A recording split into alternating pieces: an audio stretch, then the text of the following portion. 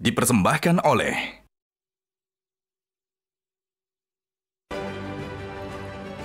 Selamat malam para pemirsa, ketemu lagi di Hot Room dengan saya Hotmar Paris.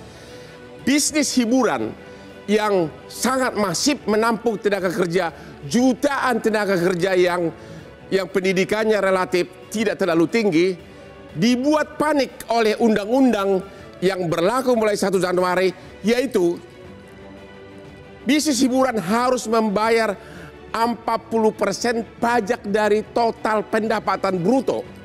Dari gross income 40% ke Pemda. Bahkan bisa dinaikkan menjadi 75% kalau Pemdanya mau. Belum lagi pajak PPH 22% kalau badan, atau pajak perorangan PPH maksimum 35%. Belum lagi PPN kalau pembelian alkohol 11%. Yang akhirnya bisa total pajak mendekati 100%. Ada apa ini?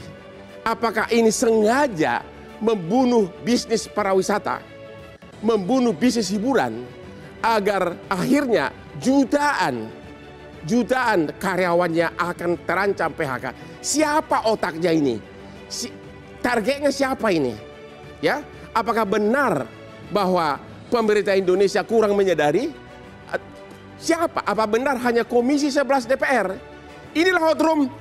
Pajak hiburan naik, pengusaha panik.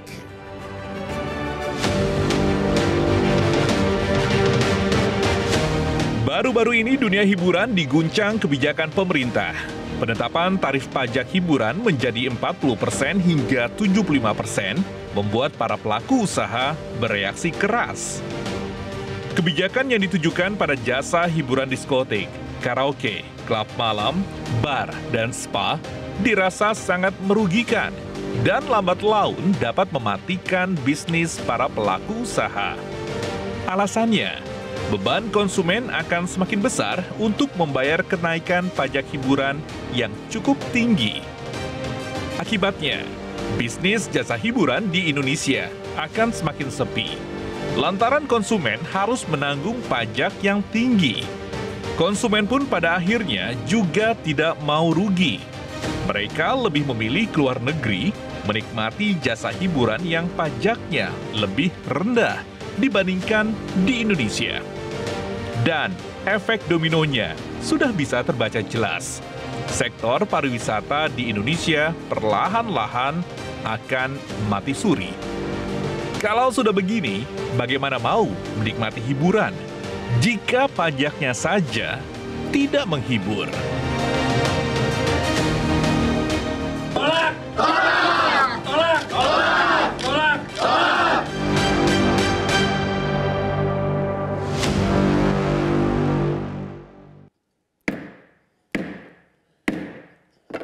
Seperti biasa, kesuksesan Hotman berdebat sangat didukung oleh enaknya kopi luwak. Ya, white coffee, kesukaan Hotman selama bertahun-tahun, membuat Hot Room ranking number 1 selalu dalam pertelevisian Indonesia. Inilah dia white coffee, kopi luwak. Oke, kita lihat dulu tayangan berikut ini. Inilah undang-undang yang baru berlaku 1 Januari. Ya, disebutkan diskotik, karaoke, klub malam, bar, dan mandi uap spa ditetapkan paling rendah 40% pajak, maksimum 75%. Ini bukan dari net profit, tapi dari gross. Jadi kalau penjualannya bulan ini 100 juta, harus setor minimum 40 juta ke Pemda. Ya. Belum lagi pajak penghasilan yang adalah 22% untuk badan, dan kalau perorangan pajak progresif 35%. Belum lagi harus bayar pajak karyawan yang rata-rata relatif pendidikannya rendah sehingga pajaknya ditalangi oleh perusahaan. Belum lagi kalau dia klub malam atau karaoke, pajak PPN alkohol 11% yang katanya akan naik tahun depan 12%. Artinya hampir 100% pajaknya. Maka pertanyaan saya pertama kepada Bapak Sandi, Menteri Pariwisata adalah, Bapak ini adalah pengusaha. Bagaimana perasaan Bapak, perusahaan bisnis pariwisata di bawah naungan Bapak dikenakan pajak total semuanya hampir 100%. Bukankah ini mematikan bisnis pariwisata yang masif menampung jutaan karyawan? Itu yang pertama. Pertanyaan kedua, Bapak di berbagai televisi mengatakan sudah keluar surat keputusan Menteri Pariwisata bahwa spa dikecualikan. Pertanyaannya, secara undang-undang Bapak tidak berwenang mengeluarkan peraturan tersebut karena ini adalah perintah undang-undang. Menteri tidak berwenang ini dan ini spa. Selama ini belum dirubah oleh MK atau Perpu Presiden, Bapak Menteri Pariwisata tidak berwenang merubahnya. Silakan Pak Sandi jawabannya. Yang pertama dulu, pajaknya hampir 100%. Di mana perlindungan Bapak sebagai Menteri Pariwisata? Ini mematikan. Terima kasih Bang Hotman, selamat malam teman-teman semua. Assalamualaikum warahmatullahi wabarakatuh. Pertama-tama saya ingin mengucapkan terima kasih kepada Bang Hotman dan Hotroom dan juga narasumber lainnya Mas Haryadi, Sukamdhani dan Mbak Inul bahwa kita ada dalam posisi yang tentunya pertama-tama ingin memastikan bahwa kita tidak akan mematikan, kita tidak akan memati surikan bisnis yang ada di pariwisata dan ekonomi kreatif, terutama yang membuka peluang usaha dan lapangan kerja yang sangat luas. Yang kedua, saya ini juga mantan pengusaha, saya sangat mengerti baru saja pandemi, ini baru bangkit kembali dan sebagian ini baru 6 bulan merasakan kembali pariwisata yang mulai bangkit. Namun per hari ini Bang Hotman, pariwisata kita belum bangkit sepenuhnya. Dari segi wisatawan mancanegara kita baru recovery-nya atau baru pemulihan 60-70%. Jadi jika sebelum pandemi itu mencapai angka 17 juta dengan devisa pariwisata mencapai hampir 17-20 miliar US dollar. Tahun ini atau tahun 2023 baru mencapai 11,5 juta dan tahun 2024 ditargetkan 14-15 juta wisatawan mancanegara. Jadi 2024-2025 kita harapkan ini baru akan menuju kepulihan seperti angka sebelum pandemi. Jadi kalau kita lihat ini tentunya waktu yang sangat sulit, masih sangat berat bagi industri. Nah, kita juga harus melihat bahwa proses hukumnya sudah berjalan, di mana sudah ada permohonan judicial review ke MK dan kita harus hormati proses hukum.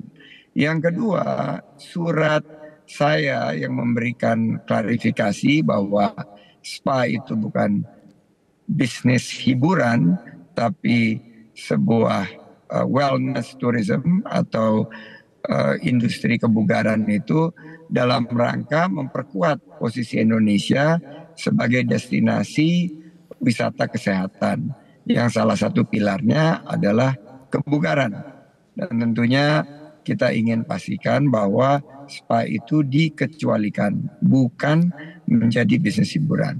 Nah, muaranya itu ada di Pemda. Sekarang kan Pemda memiliki kesempatan untuk membuka diskursus dengan para pelaku usaha pariwisata dan ekonomi kreatif di seluruh Indonesia, terutama yang sudah menerapkan itu ada di Bali dan Jakarta, untuk memberikan keringanan, untuk memberikan pengecualian sehingga tidak membebani para pengusaha dan lapangan kerja yang dihasilkan yang begitu luas bisa kita pastikan tetap kita berikan kepada masyarakat yang membutuhkan. Oke Pak Sandi, tolong Bapak jawab pertanyaan pertama.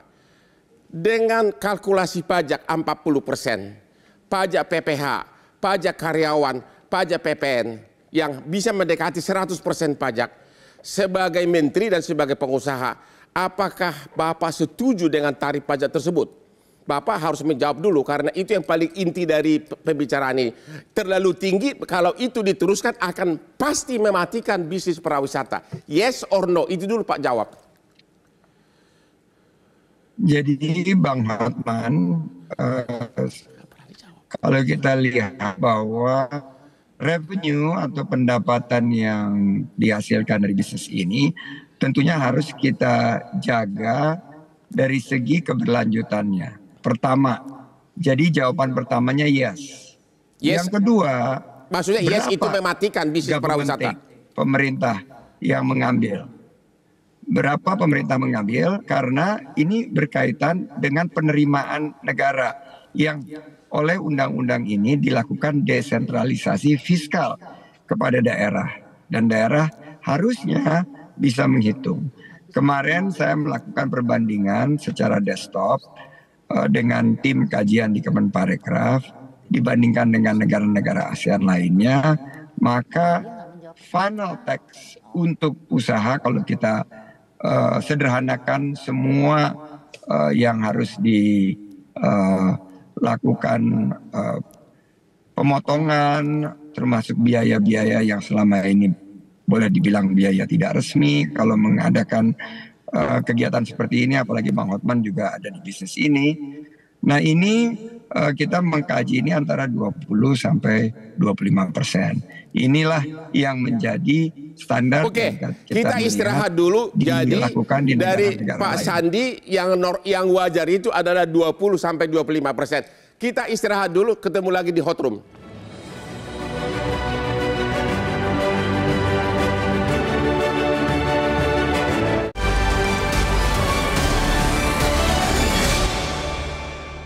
Dipersembahkan oleh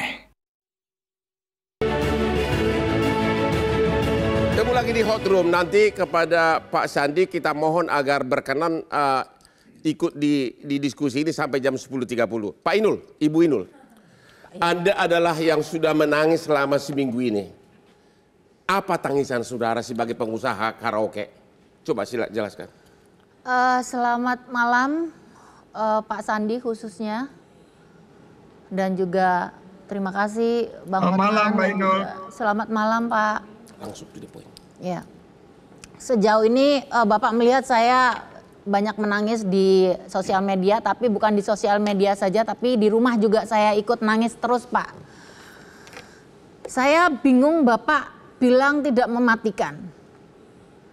Itu hitungannya 40% loh Pak. Dari gross? Dari gross. Kalau benar Pak. Tapi ini saya sudah nulis semua ini biar Bapak tahu. Ini langsung to the point aja Pak. Pajak Dispenda itu 40%. Belum lagi ketambahan pajak karyawan PPh 21. Ini tarif progresif ya Pak, maksimal itu 15%. Bapak total dulu deh gitu. Bener 40%, 75% apa 100%. Terus pajak badan nih, ada PPh 25, ini untuk PT, ini pasti dianjurkan setiap bulan. Jadi pajak PPh 29 untuk PT ini dibayarkan tiap tahun. Ini labanya akan dikurangin angsuran PPh 25. Tambahannya ini banyak banget ini yang saya hitung Pak.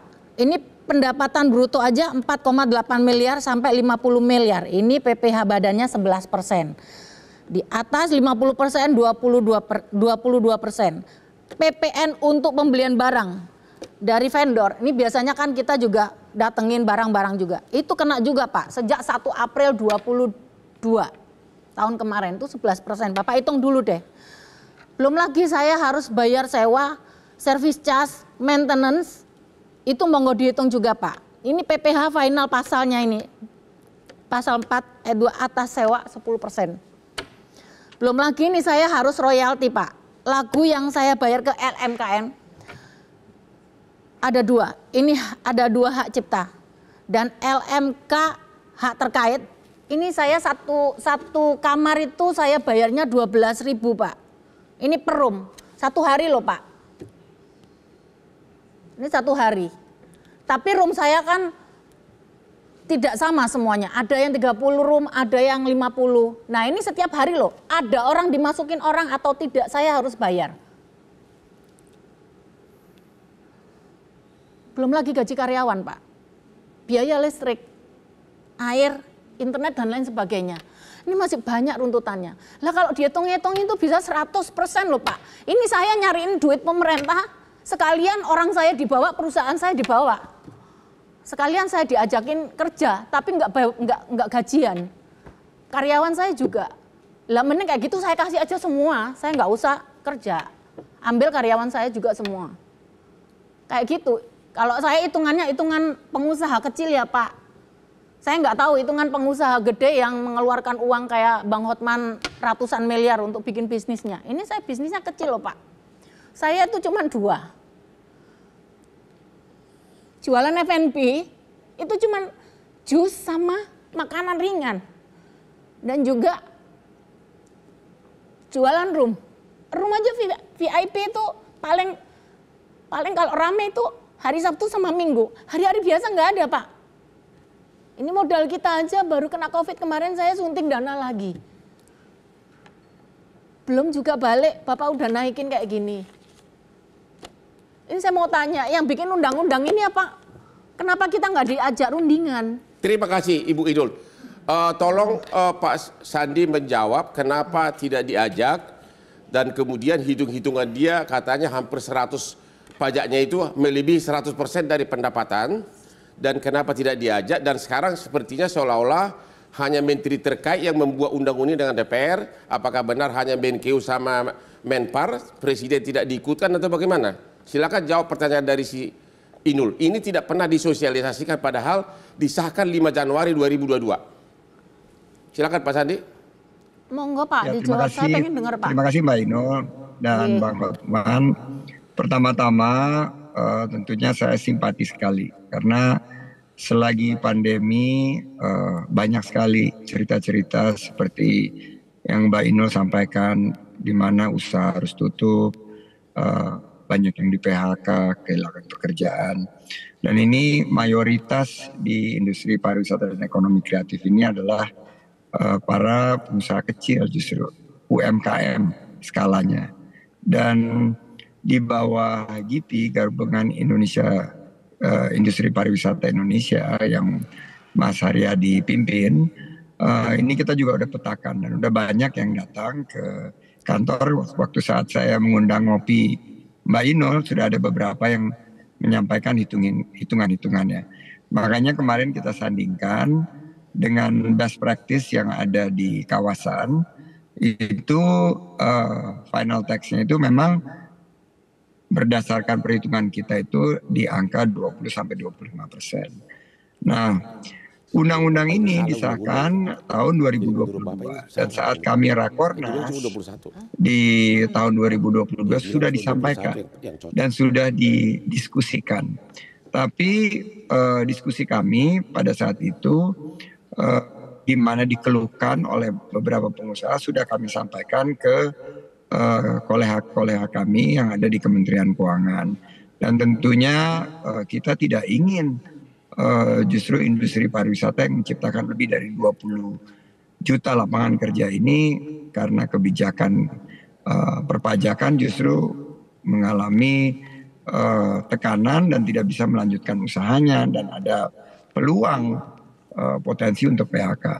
Jangan khawatir Mbak Inul, kita duduk bersama, kita akan cari solusi, pemerintah akan hadir, dan saya juga akan laporkan ke Pak Presiden karena selagi ini dilakukan judicial review oleh Asosiasi Usaha Spa, tentunya saya menyarankan semua untuk memberikan grace period. Pemda terutama, karena yang akan memungut ini Pemda, untuk sama-sama kita menahan diri. Mari kita hormati proses hukum sehingga nanti hasilnya apapun yang ditetapkan itu harus kita cari sebuah situasi yang win-win, di mana jika 40%-nya ini sudah final, pemerintah daerah harus memberikan insentif, rebate disamakan. Jadi misalnya 40 diberikan rebate 15% sehingga angkanya yang bisa diterima 25%. Makanya saya menyampaikan ini, ayo kita duduk ngopi bersama, cari solusi terbaik. Jadi Pak Sandi, saling menyalahkan. Sandi pribadi memang ini usulannya Bisa dari pemerintah, bisa dari DPR, tapi ini kan sudah bentuknya udah undang-undang. Mari kita lihat bagaimana hasilnya dari judicial review ini dan kita pertimbangkan aktivitas-aktivitas apa yang kita bisa lakukan supaya polemik ini tidak menimbulkan dampak negatif dan akhirnya wisatawan yang akan datang ke Indonesia mengalihkan kunjungannya ke negara lain karena kita belum pulih sepenuhnya. Pak, mohon maaf nih Pak, saya potong nih Pak. Artinya kita kan menunggu nih Pak. Tetapi kan aturan udah harus ditetapkan. Ini kita menunggu aturan dari MK Ketok Palu atau kita hold dulu ini. Saya nggak usah bayar dulu atau gimana? Nggak usah bayar dulu atau gimana? Saya masih belum tahu ini jawabannya Bapak Sandi. Karena kan pembayaran di Januari kan udah harus masuk di Februari Pak. Ini digantung, kita bayarnya 25% yang di kemarin, yang kita juga udah mau modiar Pak. Ini pakai aturan yang baru nih. Ini kita masih tanda tanya nih Pak. Karena surat untuk pembayaran kenaikan pajak itu sudah turun di perusahaan saya Pak. Nah kita digantung nih Pak. Kalau saya dengar Pak Sandi ngomong begini, saya pengen kejelasannya nih Pak. Gitu. Karena karaoke saya kan sepi sekarang. Kalau naik 40% aja kita udah Bapak tahu sendiri ya. Nah ini gimana nih solusinya Pak? Ini kita bayar 25% apa kita tetap melanjutkan yang 40% sambil nunggu ketok palu MK atau keputusan Presiden? Baik. Pak. Jadi intinya tunda atau tidak itu mekanismenya yang saya usulkan adalah Mbak Inul mengajukan keringanan atau pengecualian dan itu ditujukan kepada pemerintah daerah tentunya dan nanti kita akan fasilitasi di mana pemerintah daerah juga tidak akan memiliki keinginan untuk mematikan usaha yang selama ini memberikan pendapatan bagi daerah dan kita udah pastikan bahwa kewenangan pemerintah kabupaten dan pemerintah kota ini kita akan fasilitasi karena ujungnya ya tentunya kita harus memberikan keberpihakan kepada para pengusaha. Oke, kita harus break dulu Pak. Kita harus break dulu. Tolong Pak, Bapak tunggu satu segmen lagi. Saya pamit dulu karena ada tugas yang lain. Terima kasih Bang Hotman dan sukses. Mudah-mudahan kita bisa bersama. Oke, jadi kesimpulannya Pak Sandi tidak setuju 40%. Ya, cuma perlu proses. Intinya Pak Sandi pun mengatakan itu terlalu tinggi. Oke, kita istirahat lagi. Terima kasih Pak Sandi. Ketemu lagi di Hot Room.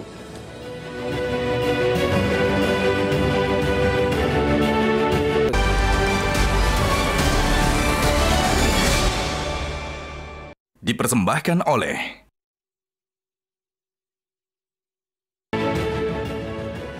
Ketemu lagi di Hot Room. 38 tahun sebagai pengacara, setiap saya kerja keras, saya selalu didampingi oleh kopi kesayangan saya, white coffee, kopi luwak. Itulah yang membuat saraf saya tetap siap bekerja keras. Kopi terenak sekarang ini. White coffee. Anda harus minum kopi seperti Hotman Paris. Oke, kita lihat dulu, Pak Haryadi, lihat dulu ini grafis berikut ini. Berapa besarnya pajak hiburan di negara tetangga? Kita lihat berikut ini. Kalau di kita coba, Thailand cuma 5%, Malaysia cuma 6%, Singapura 9%, Filipina 18%, Indonesia 40% dari gross income, dari pendapatan bruto. Bahkan bisa sampai 75% tergantung Pemda.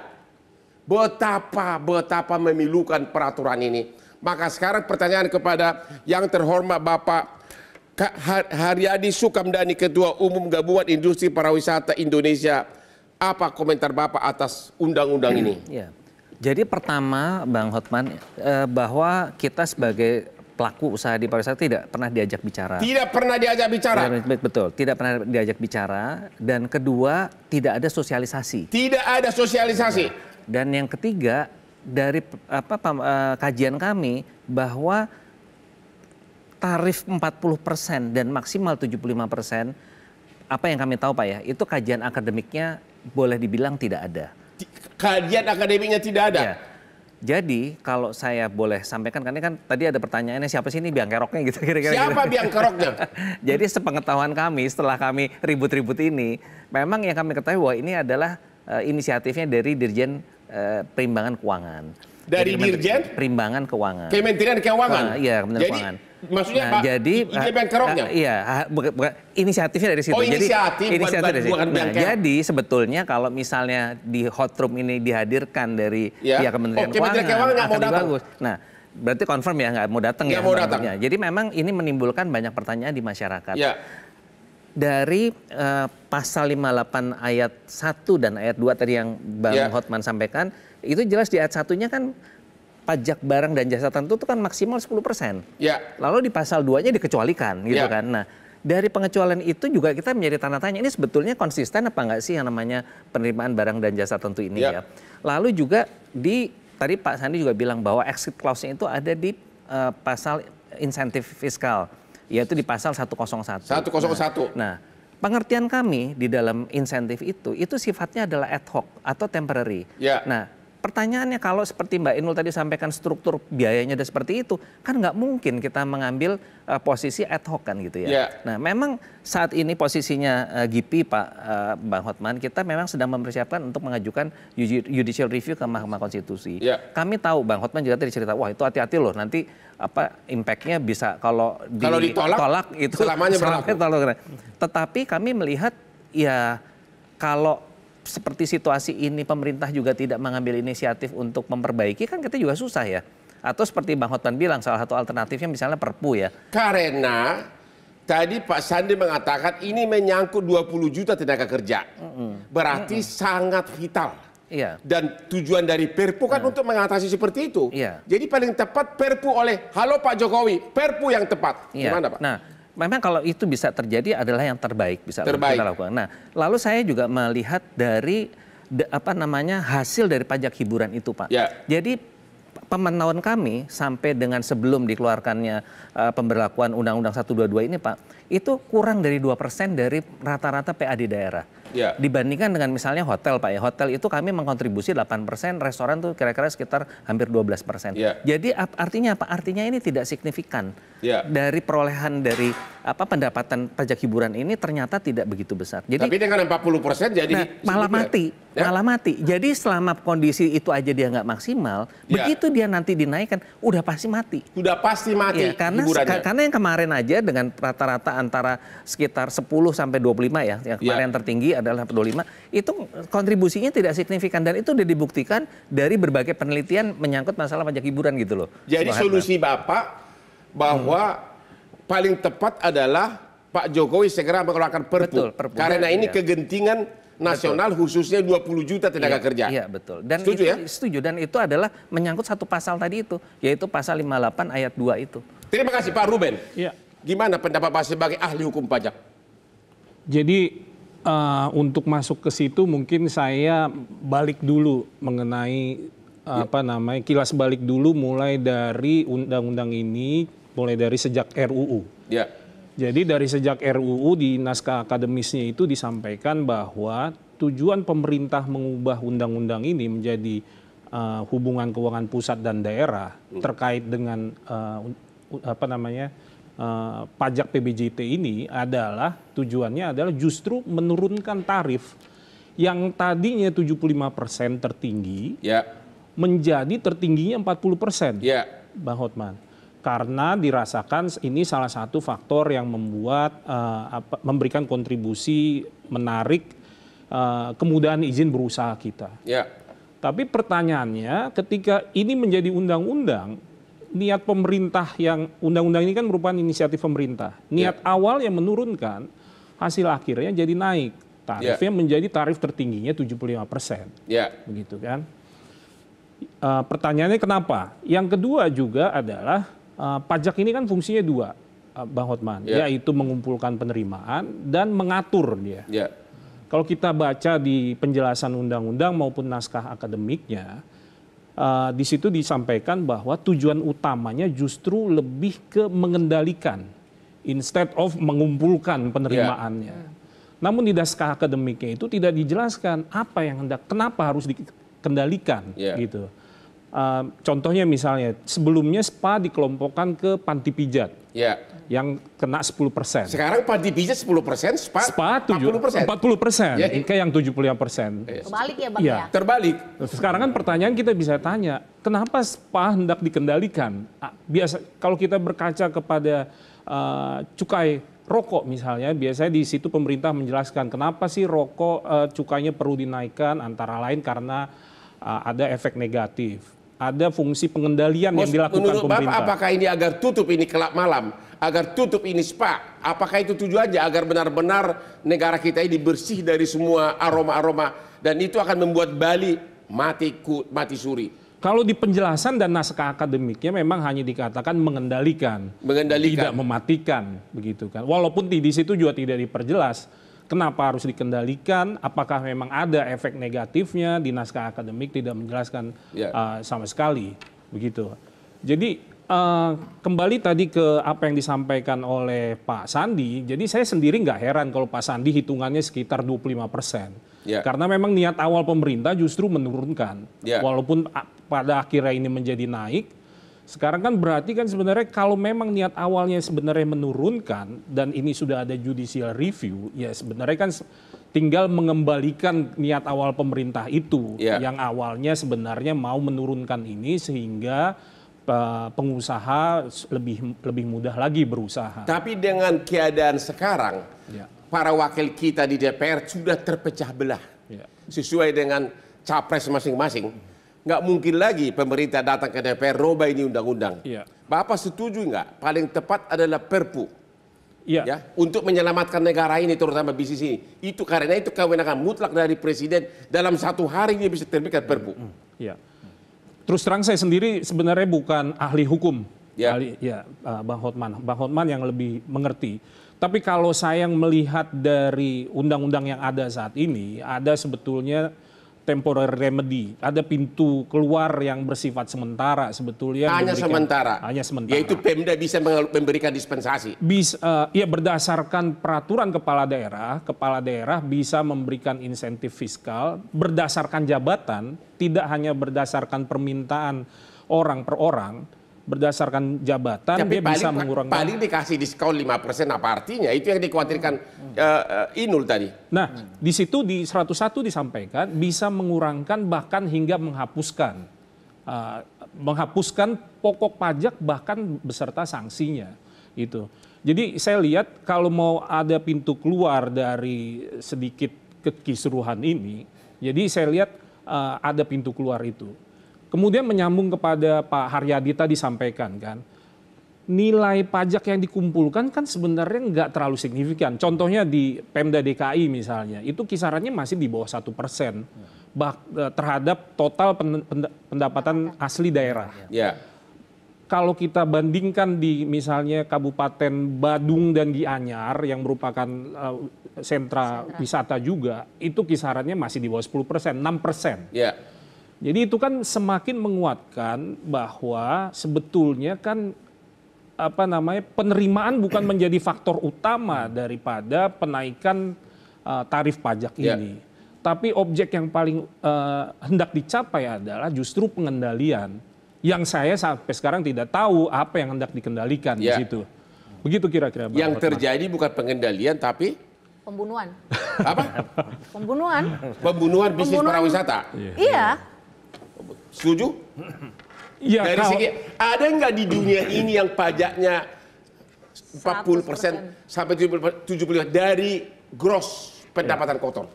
Iya, jadi kalau dari data yang disampaikan Bang Hotman tadi, memang di negara sekitar kita, memang data yang disampaikan valid. Memang kita artinya apa? Ini pengusaha ini tidak pernah mendapat insentif dari karaoke-nya. Inul pernah nggak dapat insentif? Nggak ada.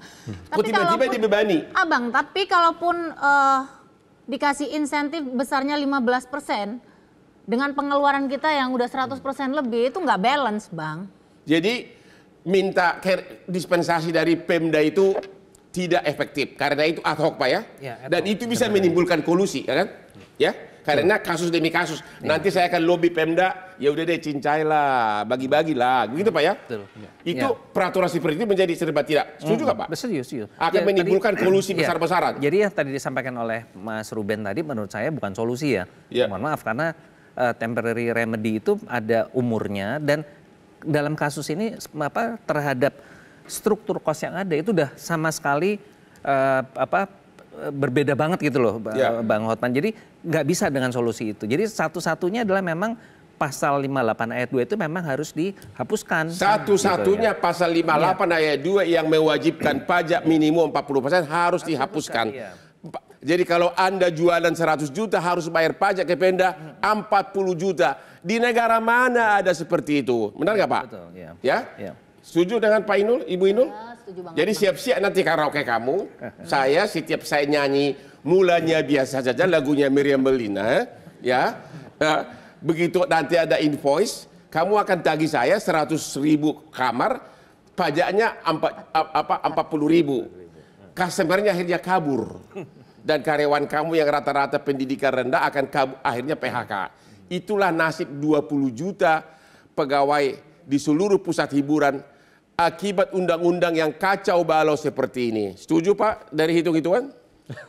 Iya, kalau dibilang kacau balau mungkin yang undang-undang yang seperti tersasar dari tujuan awalnya. Tersasar dari tujuan awal. Terima kasih, kita istirahat dulu setelah yang berikut ini.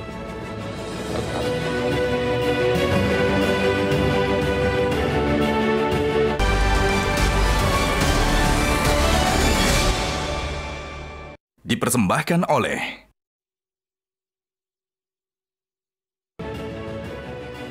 Temu lagi di Hot Room. Sebagai kesimpulan terakhir, saya minta kepada narasumber untuk memberikan apa solusi yang paling efektif dalam waktu dekat. Jangan sampai 20 juta pekerja ini terancam PHK. Pertama dengan Bapak Haryadi Sukamdhani, Ketua Umum Gabungan Industri Pariwisata. Silakan Pak. Usulan konkret apa? Ya. Jadi konkretnya gini Pak. Judicial review KMK harus terjalan, tapi sambil berproses kami sudah menyiapkan apabila Pemda nanti akan menagih, memaksa kita bayar, langsung kami akan ketunkan. Jadi kami akan minta putusan sela. Selama berproses di MK, maka putusan sela itu kita harapkan kita dibebaskan. Masalahnya di MK itu, kayak yang baru masuk itu hanya minta spadi kecualikan, itu dari Bali. Itu nah, baru dari kami minta pasal 58 ayat 2 sudah masuk, batalkan dalam proses Bang. Dalam proses. Bulan ini kita masukkan. Itu. Jadi itu yang kita secara cepat langkah kami itu. Kalau saya berpendapat lebih tepat adalah Perpu. Karena itu kewenangan mutlak prerogatif Presiden. Nah itu yang bisa bicara Bang Hotman aja. Terima kasih. Pak Ruben, apa usulan konkret untuk mencegah pariwisata, untuk mencegah Bali sampai kosong karena sudah kalah sama Thailand sama Dubai? Iya, memang kalau saya berbicara dengan teman-teman pelaku industri dalam jangka waktu 2 minggu ini sendiri, ternyata memang sudah terjadi penurunan yang cukup signifikan. Sudah terjadi penurunan, itulah akibat ulah kamu ya. Juga kepada industri-industri pendukungnya, industri makanan minuman yang mensuplai kepada industri hiburan ini. Kalau bicara apa solusi jangka pendek dan saya lebih suka membagi ini menjadi solusi jangka pendek dan jangka panjang. Jangka pendek apa Pak? Jangka pendek tetap saya melihat pasal 101 itu masih bisa dimanfaatkan oleh pelaku. Hanya sementara? Hanya sementara. Tapi itu akan menimbulkan kolusi karena kasuistis. Minta ke Pemda. Ya, itu akan menimbulkan kolusi bagi hasil nanti. Kita tidak berada dalam kondisi yang ideal Bang Hotman. Setiap tidak berada dalam kondisi ideal pasti risiko ada situ. Jadi saya tidak bermaksud mengatakan bahwa risiko itu tidak ada, pasti ada risiko itu. Solusi jangka pendek ini bisa dibarengi dengan upaya teman-teman di industri hiburan dengan mengupayakan jangka panjang yaitu upaya hukum review maupun meminta kepada Presiden untuk menerbitkan peraturan pemerintah pengganti undang-undang. Terima kasih. Oke, sekarang kepada yang sudah menangis yaitu Ibu Inul, apa usulan kamu di segmen terakhir ini? Iya, usulan saya adalah ketika bikin undang-undang, seharusnya kita harus didudukkan bersama, baik itu dari spa, dari karaoke dan lain sebagainya. Dan yang kedua adalah kalau bisa nih, bikin peraturannya itu dibedakan, mana karaoke keluarga, mana karaoke eksekutif, mana spa. Jadi jangan sampai dipukul rata, karena kegiatan dari tempat-tempat tersebut itu beda gitu. Jadi harapan saya itu aja sih Bang. Itu aja. Kalau untuk jangka pendek dulu, itu untuk jangka pendek agar jangan 40% tidak diberlakukan. Apa himbauan kamu kepada Pak Jokowi? Saya minta ada perpu dibatalkan Pak, jangan ditunda secepatnya karena tagihan untuk bulan depan ini sudah sampai di perusahaan saya. Jadi saya menunggu ini jawabannya, jangan sampai digantung. Itu aja sih Bang. Oke, Pak Haryadi, ada lagi nggak? Benar-benar setuju nggak bahwa yang paling tepat itu adalah perpu karena tidak ada yang bisa menghalangi Presiden mengeluarkan perpu? Ya, tentunya kita sangat setuju ya, Bang Hotman. Hanya kan masalahnya apakah Presiden akan berkomitmen mengeluarkan itu, kita belum tahu ya. Tapi tadi menjawab Mbak Inul yang sudah ditagih.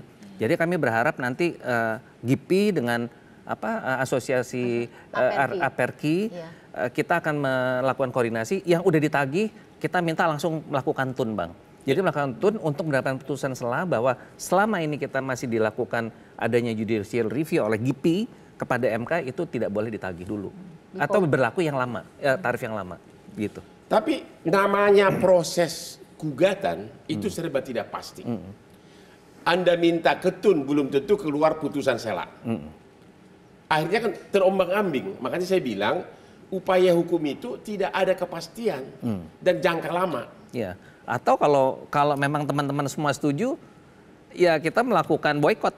Itu salah satunya. Ya kan gimana? Kita kalau memang nggak bisa ini gimana? Kalau semua nggak ada jalan keluar, saya rasa ini kan suatu gerakan sipil juga ya. Kalau memang udah setengah mati orang benar-benar situasinya seperti itu, mungkin GIPI akan mengambil posisi. Tapi Anda benar-benar setuju 40% pajak dari pendapatan kotor benar-benar tidak masuk akal sehat?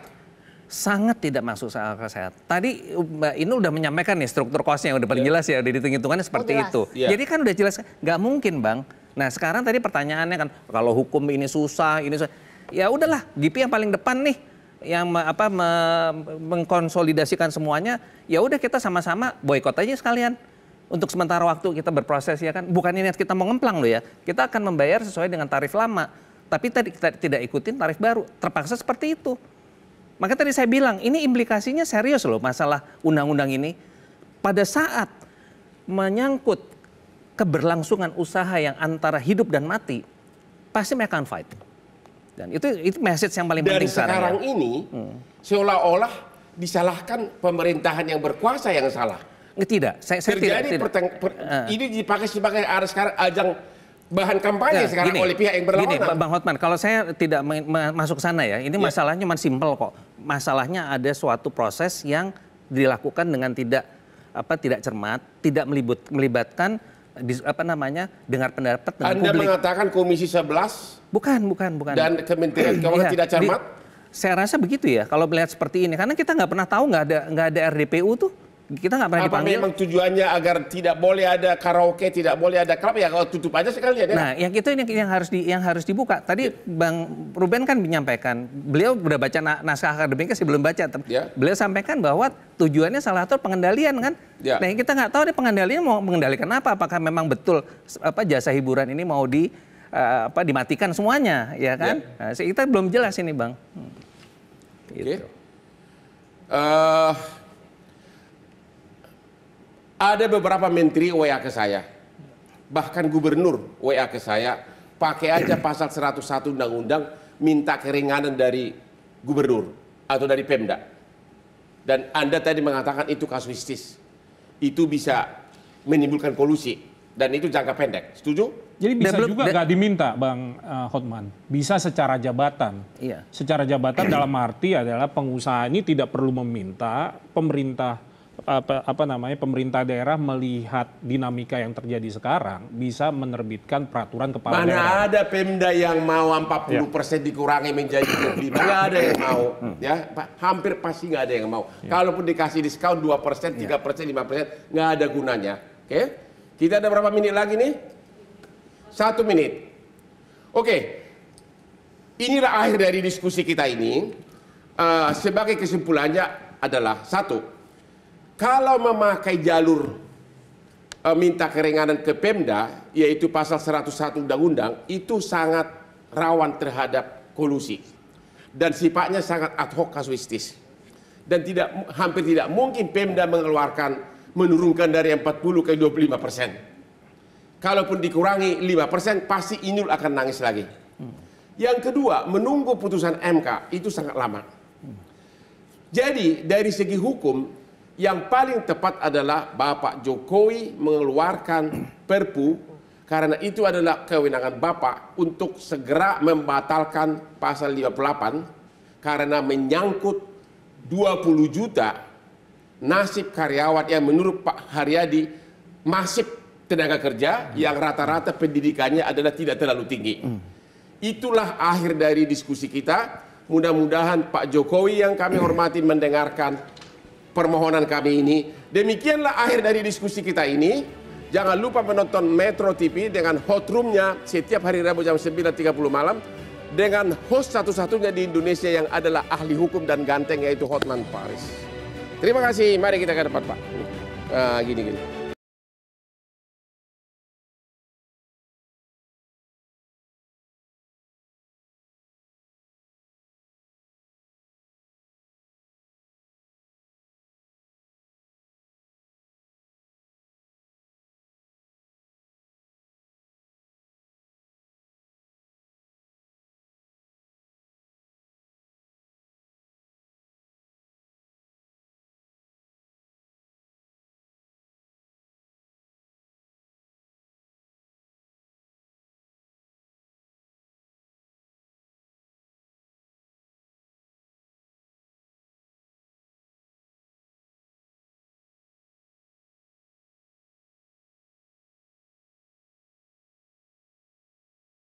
Jelajahi cara baru mendapatkan informasi. Download Metro TV Extend sekarang.